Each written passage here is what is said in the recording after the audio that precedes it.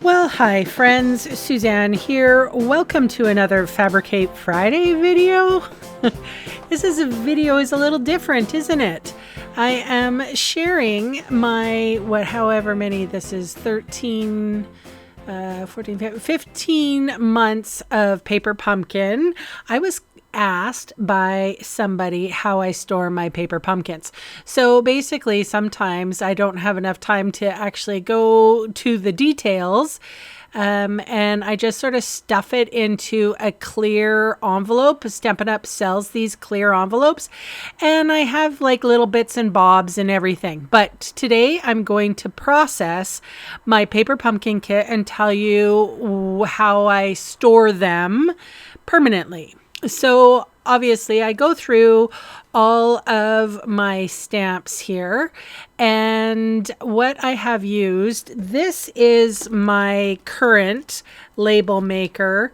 I can actually, maybe what I'll do is I'll link this in the description box below. I am not an affiliate of Amazon. I got it from Amazon, and for whatever reason, my camera did not pick up the actual super cute, they're kitties. They're kitties. They're little kitty labels. Aren't they cute? I think you have to buy that separately, but whatevs. You can get plain ones too, and it works off your cell phone. So one big piece of advice here, if you're getting anything from this video, is to label the stamp rather than the pocket it's going into. Label the stamp with the month at least and the year. Some months, I think in August, sometimes you get 2 stamps. Definitely in March, you get 2 stamps. So that might be a little bit confusing. But I wanted to show you these pockets. I got them from Amazon as well. And I mean, whatever works. These are 4x6. They're heavy duty pockets.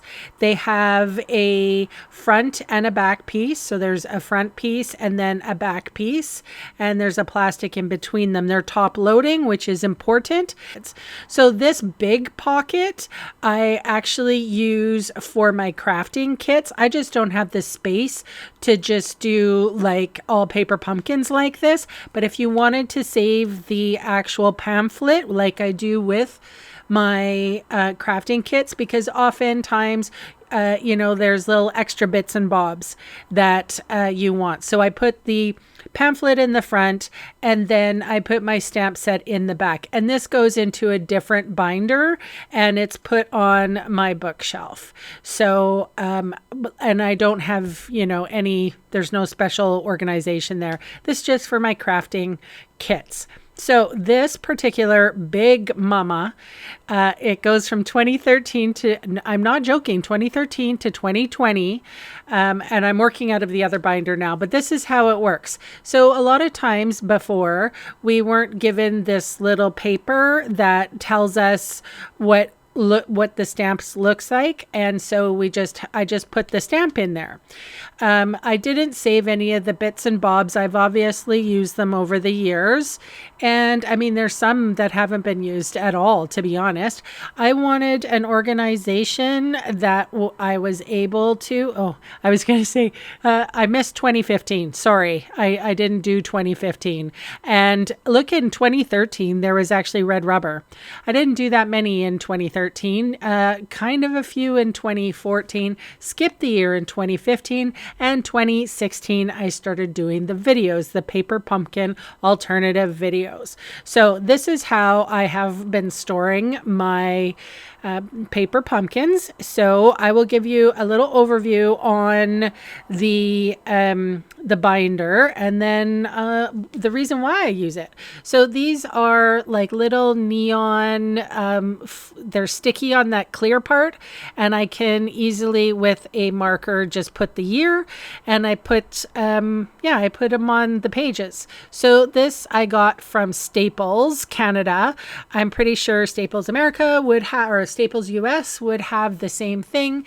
It is a very heavy duty and it's big. It's like 2 inches of the binder. So this is just copy paper or like printer paper, and I've put that in the middle just so I don't get confused.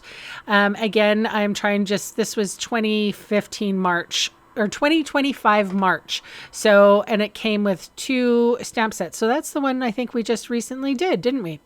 I like putting the stamps in behind the picture now so that I can look at the picture and see all the stamps.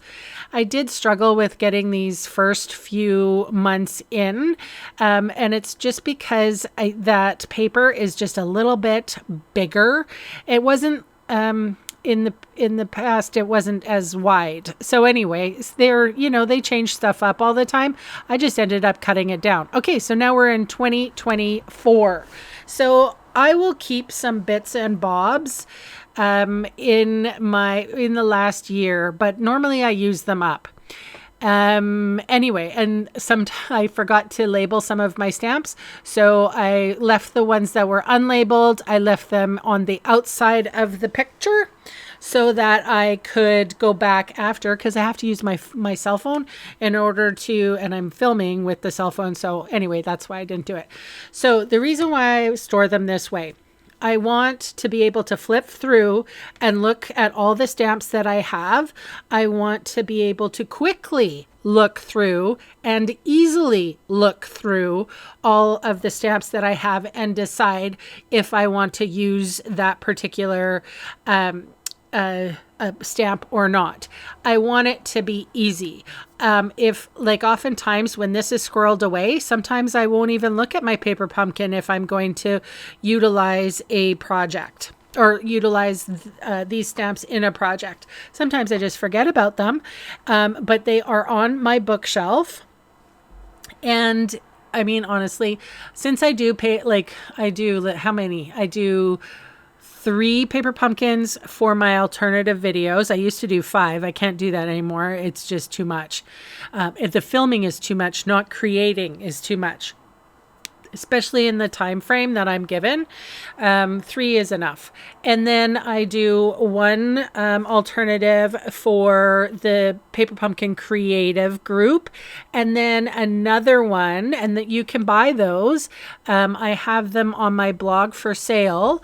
And if you're not a subscriber or you belong to the United States, you can support me because if you love the Paper Pumpkin alternatives, you can go ahead and purchase through me, and you will get an amazing assortment of crafters alternatives. And then the 1 alternative bundle that I give to my customers is specific for them.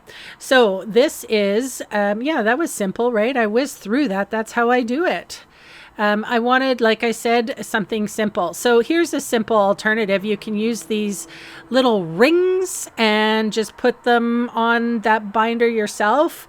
I don't keep these. Surprise, surprise. I will recycle them. So what is in the box? You get a stamp set, you get cards and envelopes, you get an ink spot, you get pre-cut pieces, embellishments, adhesives, and on your first kit, you will get an acrylic block.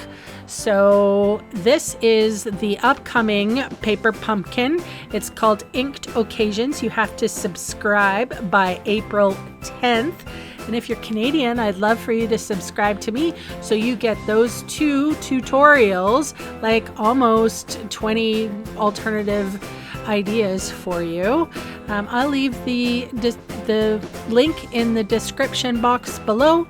And I thank you so very much for spending time with me today. And if you want to leave a comment or a question, go right ahead. And if you like these kind of videos, give me a thumbs up so I'll know to do something similar. All right, guys. Thanks for watching. Bye for now.